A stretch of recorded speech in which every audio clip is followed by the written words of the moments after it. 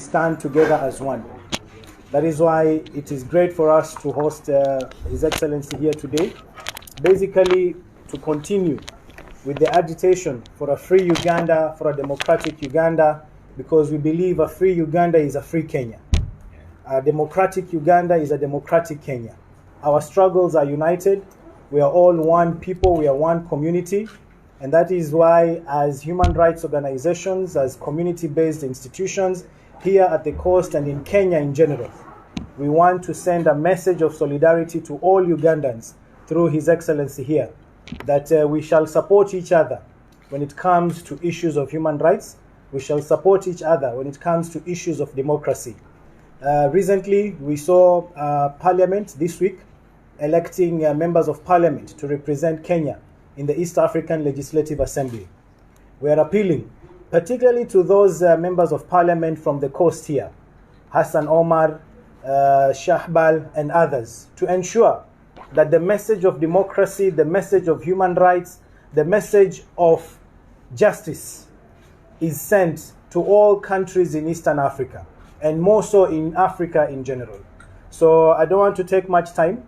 I want to welcome His Excellency to speak to us, to say a few words, and then after that, if there are any questions, we will welcome members of the media and anyone else. If you have questions, then we'll respond, and then we'll end it at that. So Mheshimiwa, in Kenya, His Excellency is Mheshimiwa. Please speak to the people. Let us hear the message that you have for Kenyans and Ugandans, East Africans in general. Welcome. Thank you very much, my brother. Good morning, ladies and gentlemen, members of the press. I want to thank our brothers of HAKI Africa for having us, our brothers and sisters, for having us. We don't take this for granted. With me, I came with part of the leadership of the National Unity Platform and People Power, the party and movement that I lead in Uganda. We are glad to be here in Kenya. Yesterday, we had a Human Rights Accountability Conference, a Uganda Human Rights Accountability Conference in Nairobi, Kenya. Why? Because we cannot have it in Uganda, because the authorities in Uganda have no regard for human rights whatsoever. Even those that are there to have prayers, to have a vigil back home in our offices, were arrested, and of course dispersed with tear gas and live bullets. That's the situation in Uganda today. We are thankful that we are not isolated by our fellow members of the East African community, our brothers and sisters. It is not the first time. Kenyans have always stood with us. I am alive today, able to speak to you, because you Kenyans started protests that spread to the world over, and those are the protests that pressured General Museveni's military regime to release me from the dungeons where I had been detained. We are thankful for that. We should always remind each other that dictatorship in any part of Africa is a threat to democracy in every part of Africa. Like democracy, dictatorships are contagious and very easy to spread, especially across the border. When I was looking at one of the placards, one of the ladies was holding, it was saying yesterday it was Tanzania, today it's Uganda, and tomorrow it might be Kenya. Yes. And we have been taught time and again that freedom and democracy is always just one step away from extinction if we are not vigilant. While we appreciate you, while we call upon you to continue standing with us, to continue highlighting our plight, we also ask you to be vigilant, to defend the little freedoms that you have jealously, to defend the democracy you have jealously. We are very aware that Kenya is certainly not at the levels of democracy that it deserves to be, but you are certainly on the road to where all of us want to be. Keep going, keep being vigilant, but most importantly, let's look out for each other as citizens of East Africa. Let's continue holding the authorities accountable to respect the rule of law, to respect the rights of all the people that they rule over. I thank you very much, and I greet you once again. Viva democracy, viva! Viva! Viva justice, viva! Viva! Viva human rights, viva! Viva! Viva freedom, viva! Viva! Your Excellency, one of the issues that we are faced with currently as a country, we know that there have been attempts by one or two members of parliament to introduce an idea of removing the presidential two-term limits. We want to send this message because we know Uganda has lived through that experience. We want to send a message to the members of parliament that as human rights defenders, as activists, we want the constitution implemented to the letter.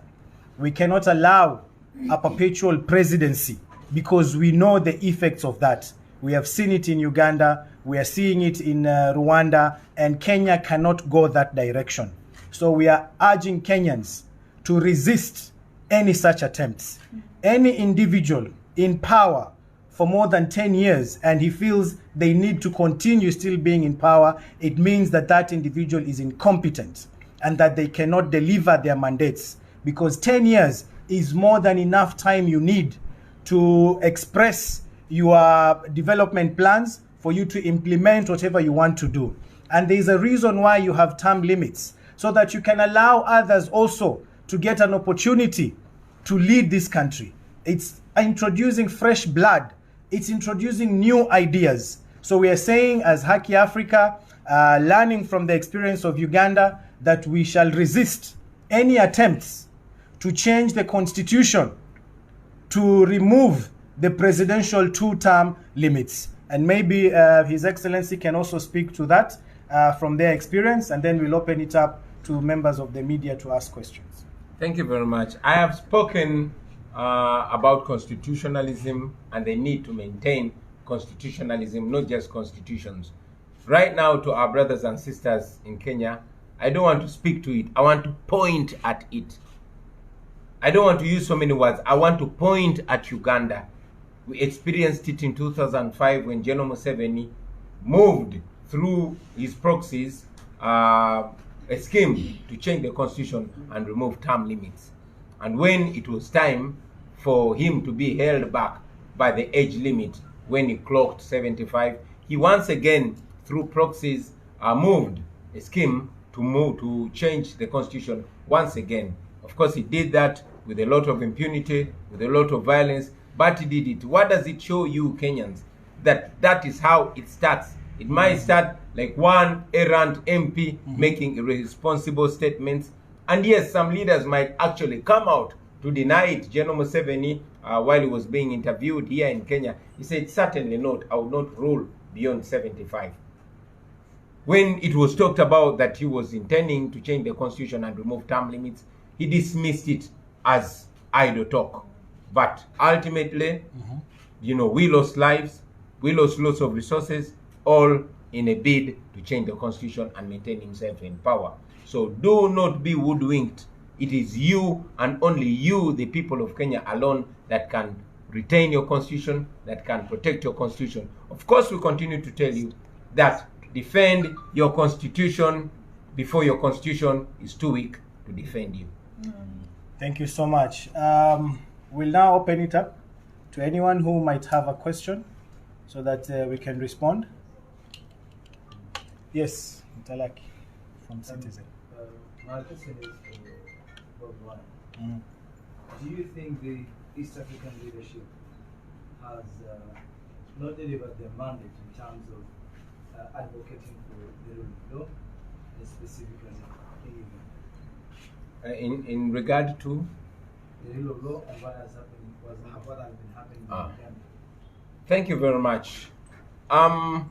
While I like to hold individuals accountable for their individual wrongs, while I want to hold General Museveni for his atrocities and his, impunity in Uganda, while we want to hold him personally and individually accountable, in the context of East Africa, we shall hold the East African leaders accountable, because we are brought together by values. It's unfortunate that over time the East African community has been reduced to a club of presidents. It has been reduced to a club of incumbents, where none of them holds the other accountable, but instead are there to buffer each other and defend each other. they tend to put diplomacy ahead of democracy and ahead of rights. So we still hold them accountable, not just the East African community, but also the African Union. It has let us down. It is very, very disappointing to see the European Union and the United States and the UN human rights and other international organizations looking out for the rights of Africans when you have our African brothers and sisters whose major preoccupation is to keep themselves in power at the cost of the rights and freedoms of their own people. Thank you so much. Any other question? I have a question. Just the other day you were saying that the fact that you're a human being, you defend the fact that you're a human being. Can you please explain that so that maybe we take for granted whatever we have, so that we can be able to understand from your perspective, defending the fact that you're a human being? Thank you very much.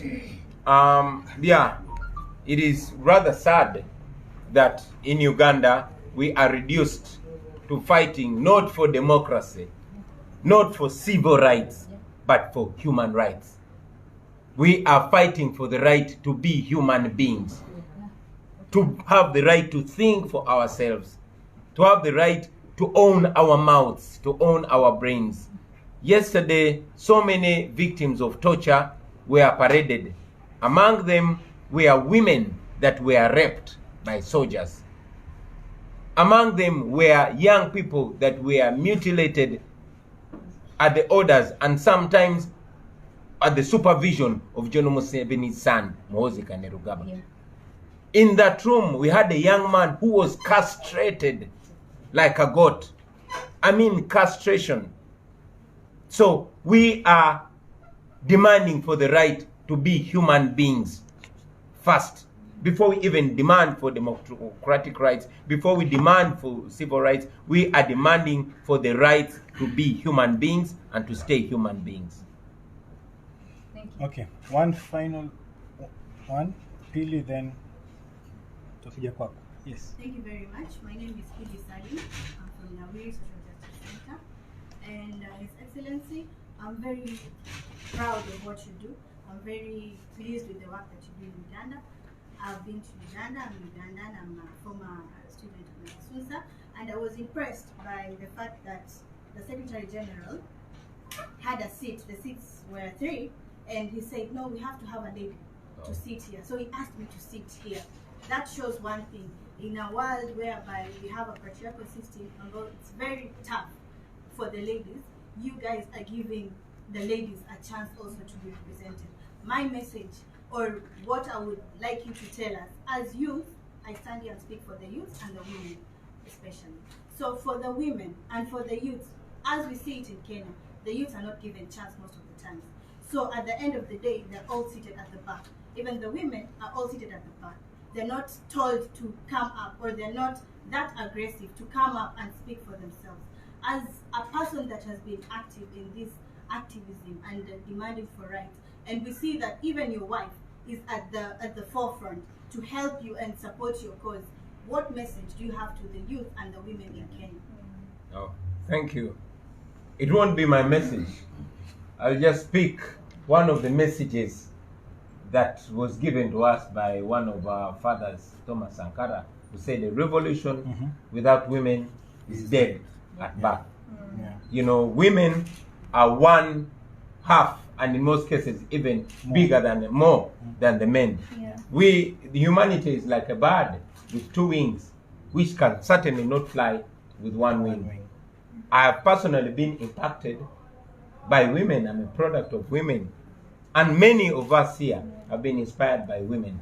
So women are equal players and equal contributors in the development and the growth of humanity. So it's only reasonable and logical that we have an inclusive society that empowers women and men equally. Yeah. Thank you so much. Allow me to close it at that because of time. But yeah, we will be walking out in case anyone wants to have a picture.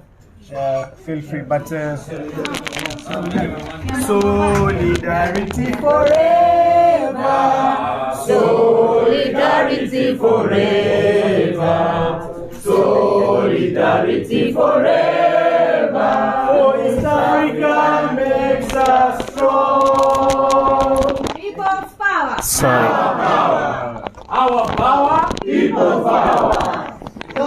Yeah, solidarity forever from the Uganda, from Kenya Civil Society headed by HAKI Africa.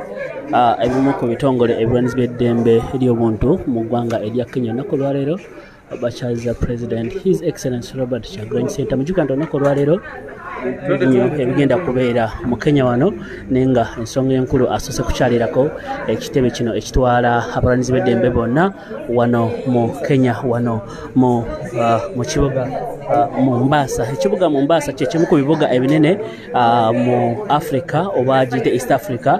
Amaze olunaku olulamba ng'atambula ajja wano agenda alambula ku bantu n'olunaku olwaleero nga bw'olabye abadde aze kusinkana abakulu. Message enkulu kwongera kukootira abantu okukolera awamu n'okumenkisha nti at least East Africa bakoleramu. Akabonero kanene eri East Africa bagezaako okugatta amaanyi okulaba nti ekituuka ku East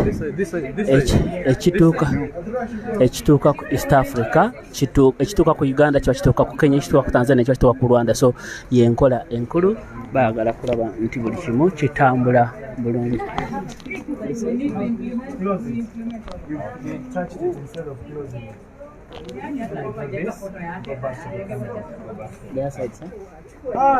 Take this one. Utatumiwa na huyo. President w'abantu agezaako kwekuba selfie ne mwanyinaffe alina His Excellency. Say freedom. Nice one. Ali mu ggwanga erya Kenya basoose mu meeting ey'akafubo wakati w'abakulembeze abalwanyiriza.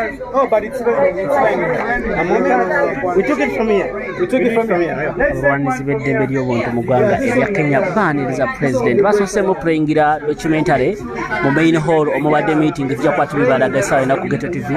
Bingi nnyo oluvannyuma lwa wano tovaako. Tujja kuva wano mu dakiika ntono nnyo, dakiika nga 10 tubajja kutwala ku mukolo omunene ogw'olunaku olwaleero wano mu kibuga Mombasa. NUP chapter Kenya ejja kubanga etongozebwa amatongole. Musikirize basiibulire wano mu dakiika ntono nnyo, tegeeza muno tujja tukubawo live and kirya botalabye wano omukolo gw'amaanyi nnyo, omukolo gw'amaanyi nnyo, omukolo gw'amaanyi nnyo. Tovaako, tujja kuba tukomawo n'omukolo omunene ogwa Kenya kunga wano mu Mombasa. People power. People power. Our power. Our power. People power. Viva Kenya, viva. Viva. Viva East Africa, viva. Viva. Viva Uganda, viva. Viva. Yeah, on behalf of Ghetto TV family, nze Arsingwize Jonan, baganda bange bonna Richard Kalema, Mugenyi Ronald Ashraf Kasirye n'abalala bonna muganda ffe Bwejire Salongo, webali nga bulijjo. Katuveeko katono kugambye tovaako, tegeeza muno Kenya olunaku olwaleero tukomawo live and clear. Have a blessed 2, 3, 5 minutes. We are coming back.